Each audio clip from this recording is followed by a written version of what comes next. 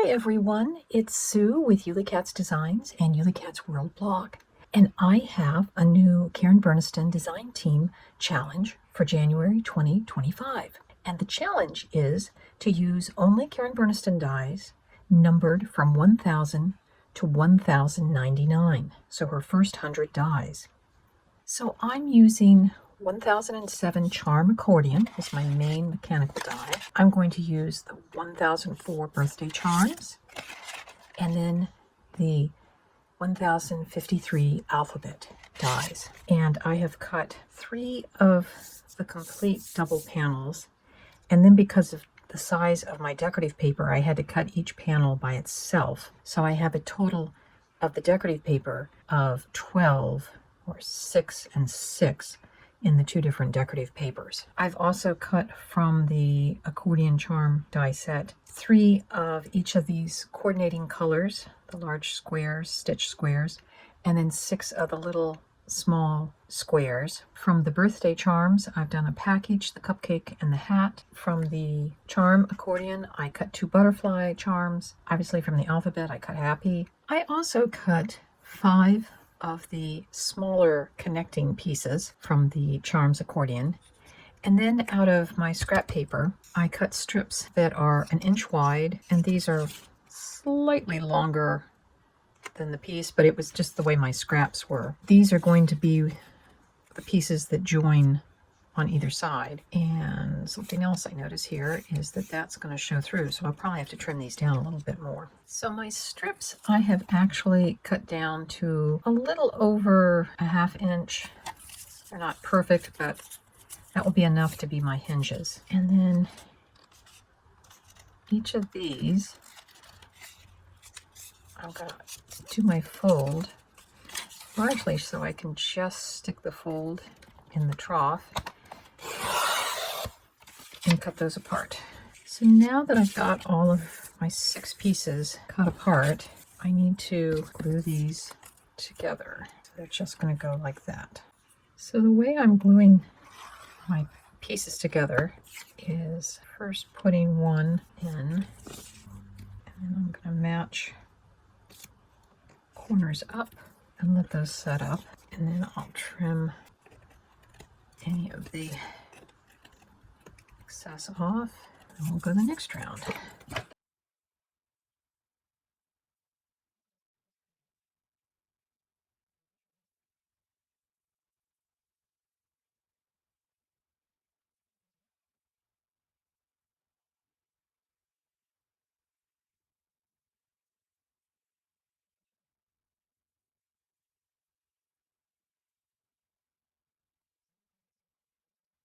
So with the 6 panels folded, it becomes 4.5 long and just about 3.5 wide, because there is a little bit of a staggered nature to the folds. Now the decorative panels, I've actually done a little bit of trimming too. First I have cut out this panel, which I'll save but not use on this card. The next thing I need to do is I want to trim a little bit off of these so that instead of covering the whole thing, it'll have a little bit of a border showing the purple. So that's what that will look like, and all I will do is one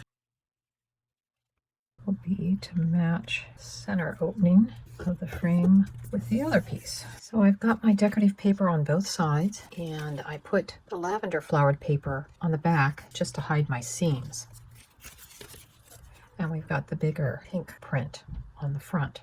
I originally was going to use the bigger happy birthday, but it just won't fit. So I'm using word set 1003, word set 2, birthday. And there is my happy birthday. So now I'll just glue things in place.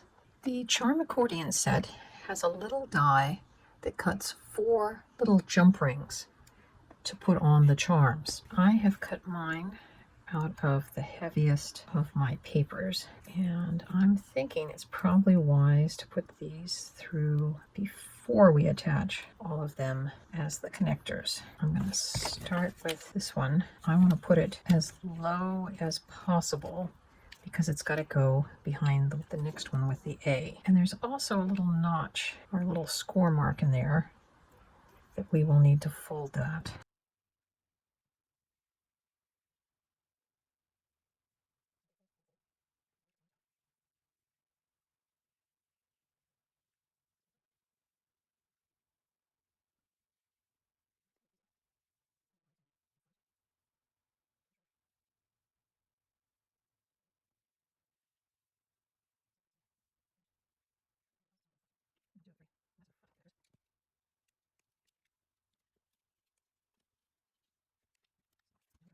Now we'll turn it over and do the other side. So the installation on this one, tiny bit different.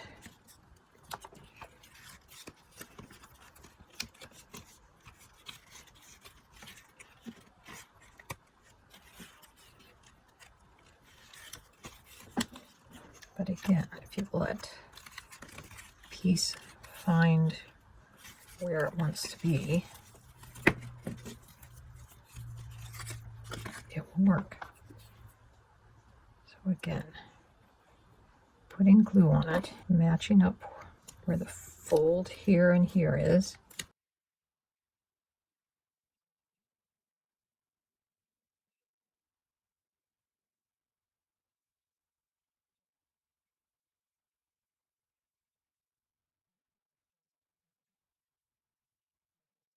So I have my charms on my jump rings, and now there's a little bit of a gap that you can add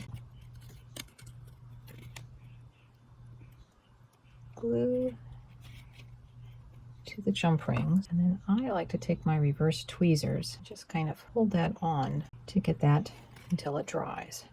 So even though I only have 5 spots for the jump rings, I ended up using 7 out of my jump rings because I had issues where I had to take something out because I had the wrong thing in the wrong place. Now the one thing I will mention is that the party hat is a little bit bigger than the space.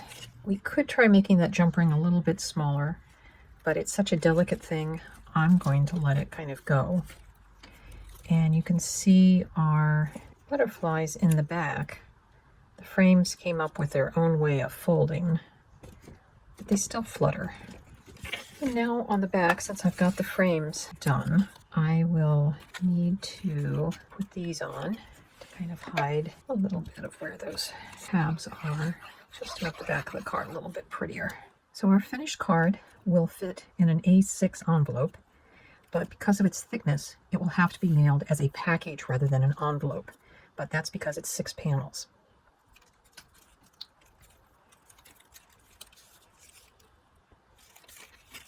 And I will probably write the person's name on this blank since it is kind of the back side.